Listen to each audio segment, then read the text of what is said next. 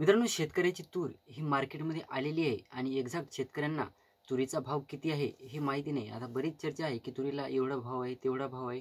म्हणजे एक्झॅक्ट तुरीला किती भाव आहे ते अजून शेतकऱ्यांना सुद्धा कन्फर्म माहीत नाही. त्यातच मित्रांनो, काही शेतकऱ्यांनी तूर विक्रीसाठी सुद्धा काढलेली आहे. काही शेतकऱ्यांना 6,000 7,000 भाव लागलेला आहे.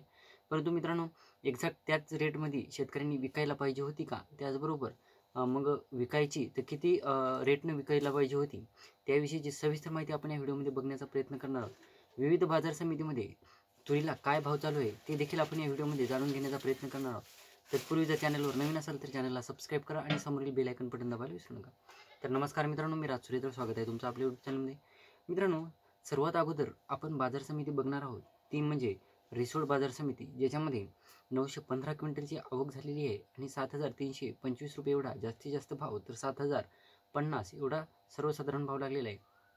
म्हणजे रिसोड बाजार समिती तालुक्याच्या ठिकाणी मीडियम म्हणजे 7,000 रेटनं तूर चालू आहे.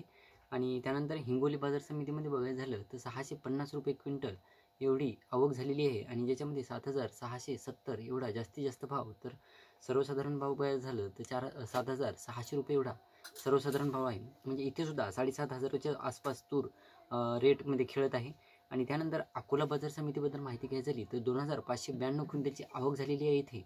आणि इथे भाव बघायचं झालं तर 7,800 हा जास्तीत जास्त भाव, तर 7,600 हा सर्वसाधारण भाव लागलेला आहे. म्हणजे 7,000 रुपये अकोला बाजार समितीमध्ये सुद्धा 7,500 रुपये रेट धरून चला तुम्ही. त्यानंतर मित्रांनो, अमरावती बाजार समितीमध्ये 5,643 क्विंटलची आवक झालेली आहे आणि जिथे बघायचं झालं तर 7,550 रुपये एवढा जास्तीत जास्त भाव, तर 7,300 रुपये एवढा सर्वसाधारण भाव लागलेला आहे. इथे जवळपास 7,000च्या आसपास तूर आहे. म्हणजे जास्तीत जास्त तुमच्या तुरीला 7,100 रुपये एवढा भाव लागू शकतो इथे. त्यानंतर यवतमाळ बाजार समितीबद्दल माहिती घ्यायची झाली तर यवतमाळ बाजार समितीमध्ये बघायचं झालं तर 541 क्विंटलची आवक झालेली आहे आणि 7,400 रुपये एवढा जास्तीत जास्त भाव, तर सर्वसाधारण भाव हा 7,000 रुपये एवढा लागलेला आहे. म्हणजे इथे सुद्धा 6,800 ते 7,000च्या दरम्यान तुमची तूर विक्रीला जाऊ शकते.